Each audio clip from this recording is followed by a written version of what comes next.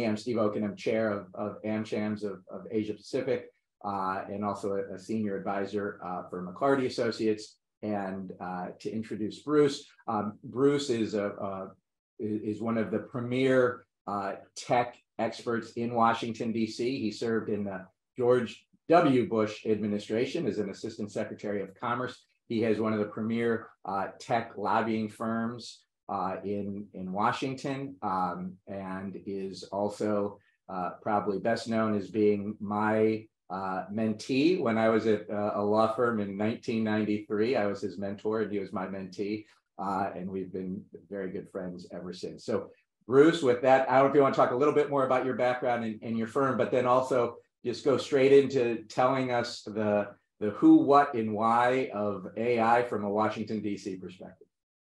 Happy to, and I appreciate the invitation, the long friendship. The mentorship took about 10 years for me to dig out of the professional hole, being Okun's mentor, starts person in, but it's gone well since then. Look, it's cool you guys are coming for your virtual door knock. We are obviously in the great AI freakout of 2023.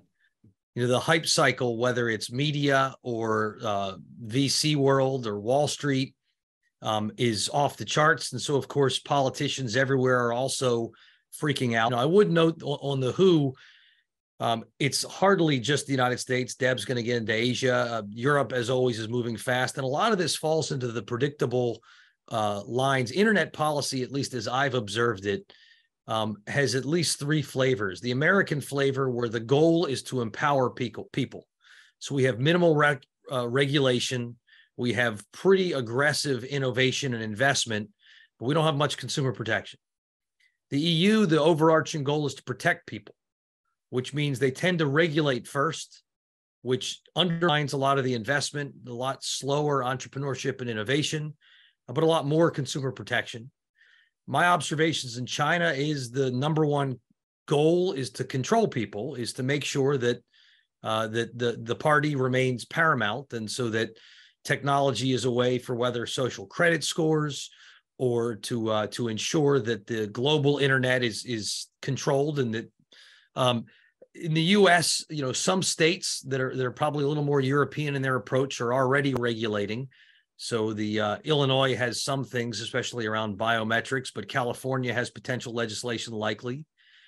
Federal courts in the United States, as likely as not, we're going to see whether it's liability or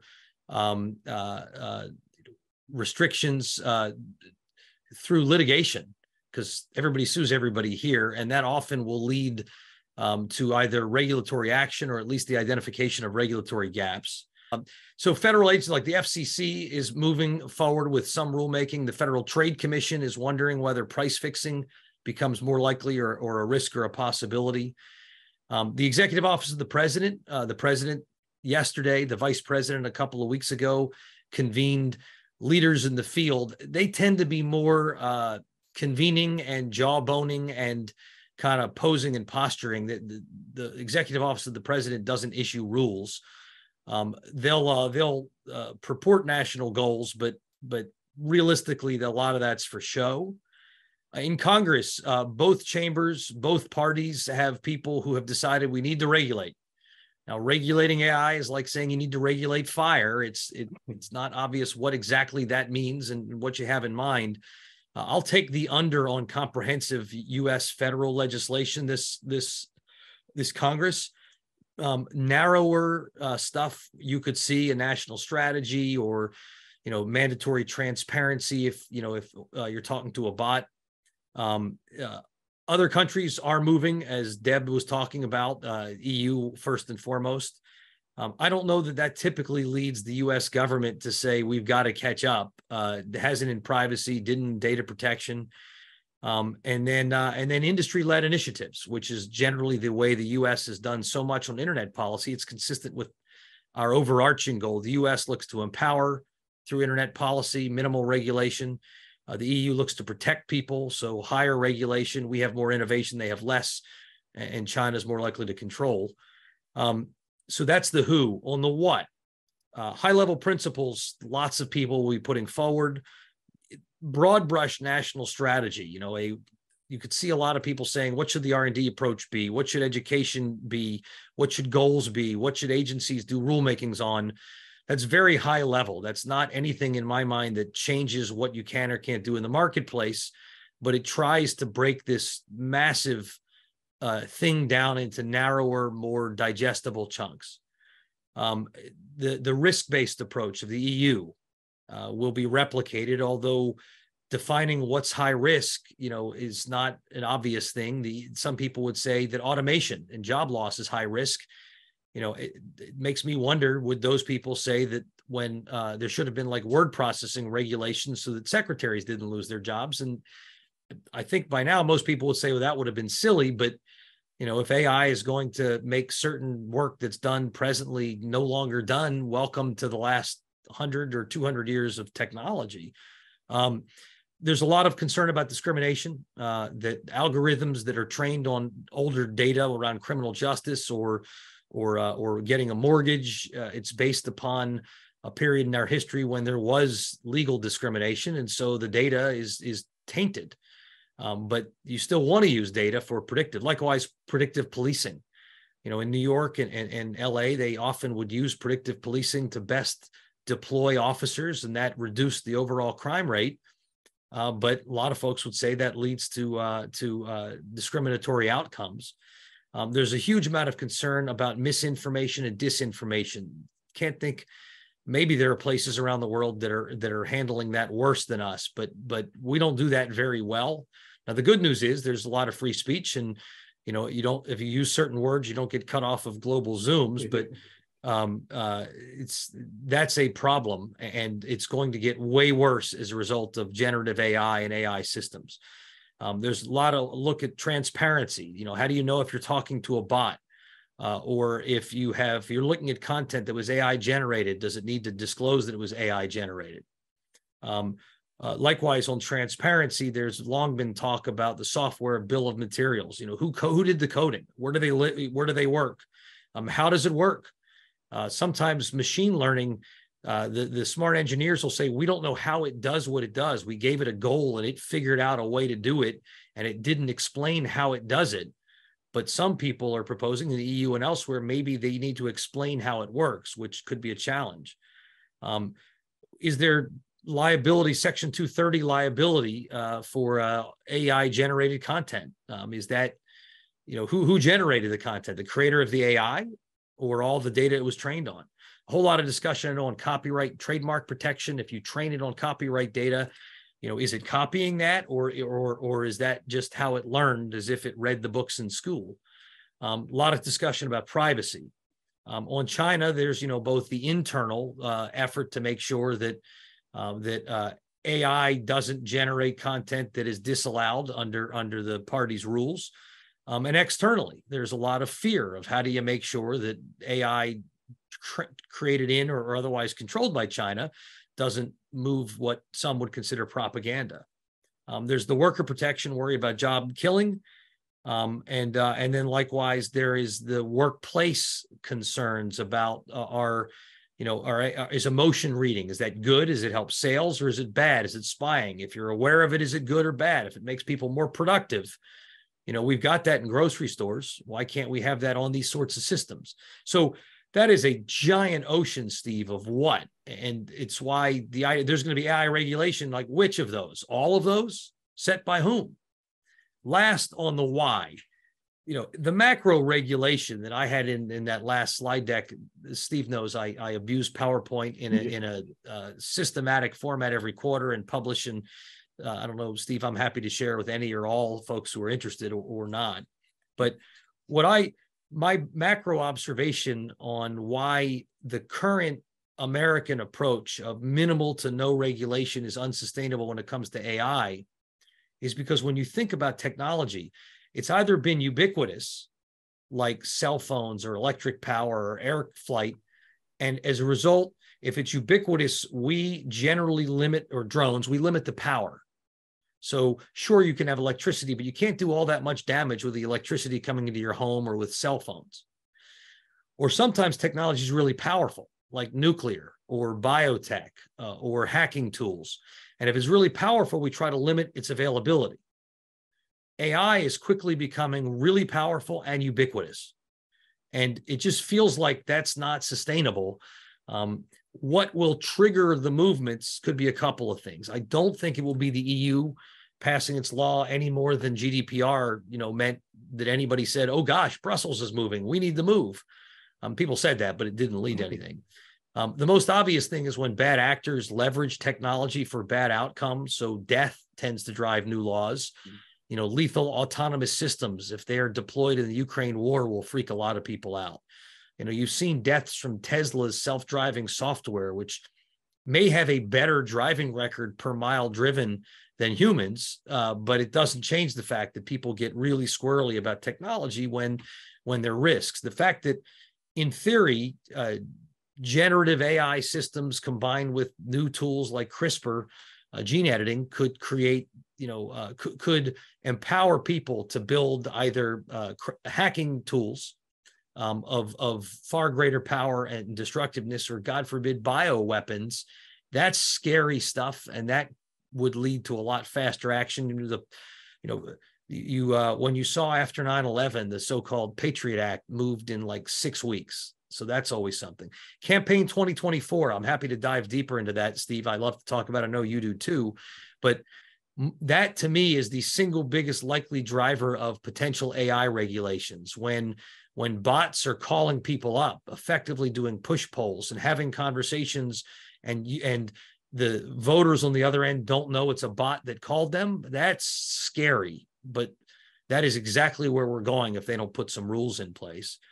The few other thoughts, Chat GPT-5, they keep open sourcing this stuff, and that, as this stuff is both more powerful and more available, it's going to lead policymakers to feel a sense of pressure. They've got to move faster. The last two, when VCs and corporations hype Wall Street and investors, Washington's listening too.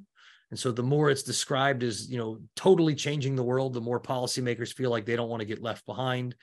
And then last, the thought pieces, the media, the books, the TV, are all driving the awareness and of what is possible.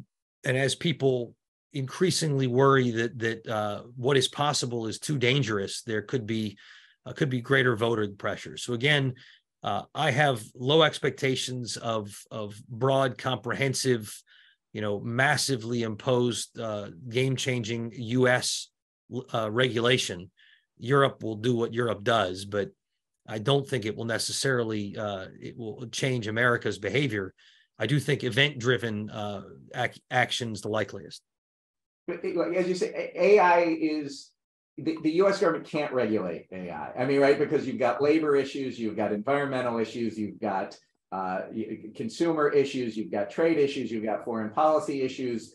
So do you see the government coming together like after 9/11, which created the Department of Homeland Security, trying to bring everything together? Or is this just going to be a free-for-all across agencies and the Congress and the White House? Well, I think it certainly starts with more of a free-for-all. Everybody's trying to do their own thing. And absent a 9/11 forcing function that really focuses everybody and the minds in Congress on trying to build a big framework, I think one of the core problems here, Steve, is that the labor issues are meaningfully distinct from the privacy issues, which are distinct from the competition policy issues. There's just not one, even if you were king for a day, or we made you dictator, okay, regulate AI. It's like, well, what part of AI?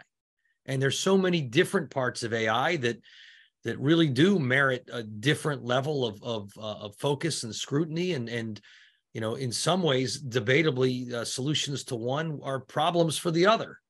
And so, it's some would say that AI is necessary.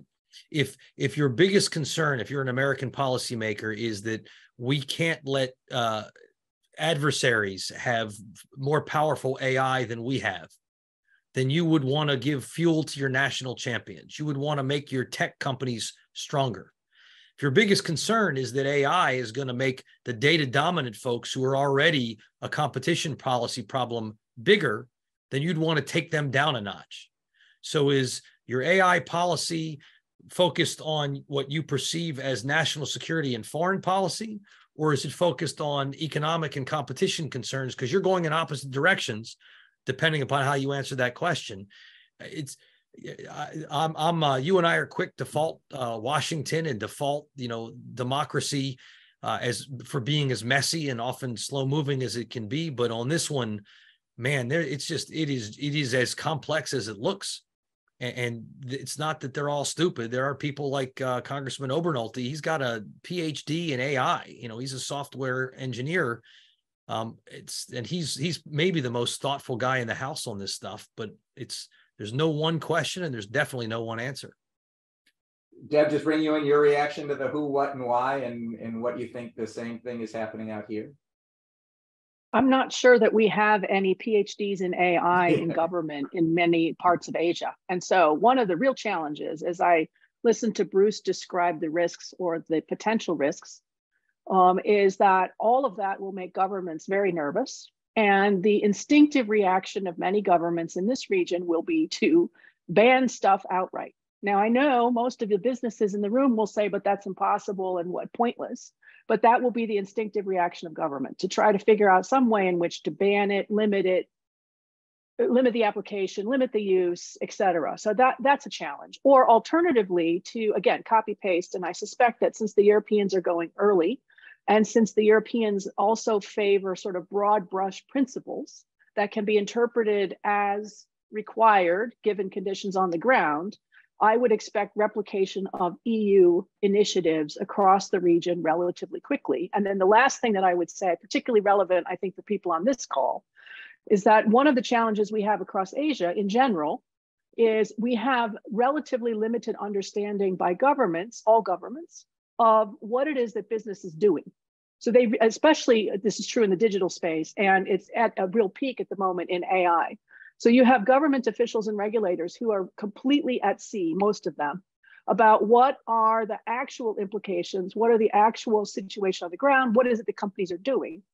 And I would urge most of the folks on this call to please step up your intervention with government so that they at least, at the minimum, understand your firms or your sector or however you want to phrase this, but that they understand what it is that you're currently doing, what it is you're thinking about doing, and that you have that dialogue begin about different approaches to regulation, because the alternatives, in my view, for Asia are ban it outright, even though, of course, this is hopeless, but it can have real economic consequences for companies if they do it, or pick up broad principles that can be interpreted on a whim.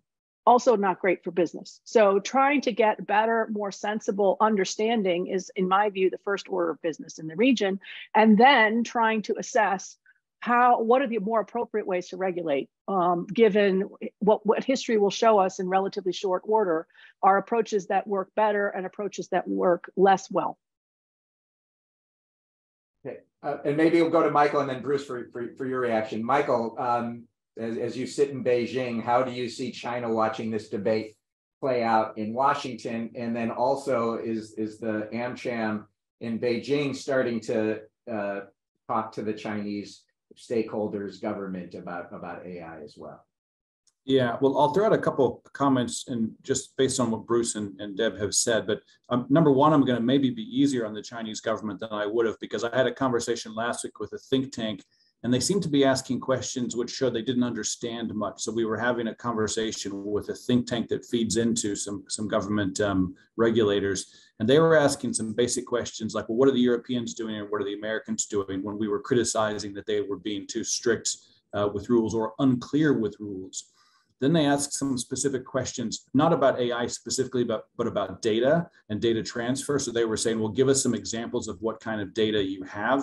And I explained a due diligence process where we would collect data on Chinese and American foreign companies in a specific sector and send that back to the US to somebody thinking of doing M&A. They seemed very uncomfortable about that. To Deb's earlier point on countries may ban AI, I'd say, great, what are you banning?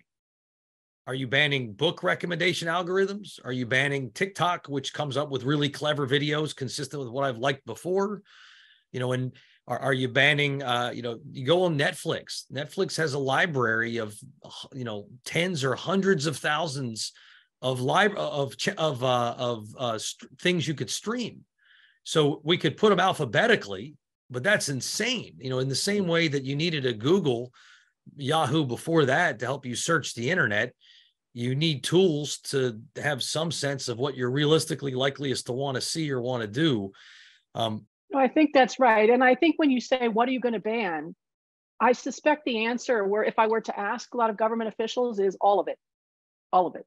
And again, it goes back to this lack of understanding about what it is we're even discussing. What does this mean when we say AI, and how is it applied? Which is why, I'm urging companies to please discuss what kind of AI tools you use. And they don't have to be the super cutting edge, sexy ones. They could simply be things like, you know, look, this is how we have automated our HR processes, which effectively is an AI tool.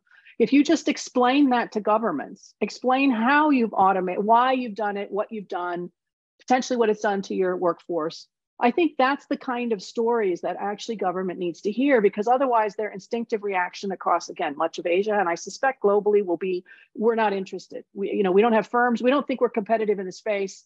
We're worried about what that does for us in general. Solution to this is to just ban it. Of course, it makes no sense, but I just suspect that that is going to be the gut reaction of many officials. And maybe Deb, what's funny when you think about that, I'm sorry, Steve, I was just going to say, what's funny when you think about that is right now, because of the market valuation hype cycle, every company says they're an AI company, and everything they do is AI infused. And if we get to a point where governments start banning it, they're going to say, we don't use AI, nothing we have is AI. So Deb, to put into context, maybe, do you see the analogy of how certain governments have banned cross-border data flows, and just give a tiny bit of background on that and what that might mean as the model for AI regulation legislation? Well, I mean, again, this is an anecdote that I have said in the past, and maybe people have heard me say it, but it is genuinely true. You know, when discussing data, which is the bigger issue behind AI, is what are we going to do about data and the movement of data, understand how data moves, et cetera. You know, there are still officials who will look out the window, who will look at a cloud, and who will say, I don't understand how my data got into that cloud. Tell me how my data is, how does that cloud know where I am? So I think to myself, holy cow, like if we're looking for clouds and we're trying to imagine where our data is, you can imagine what is our capacity to engage on many of these really complicated, tough issues around AI. So I think that education, that's why I keep pushing this education piece.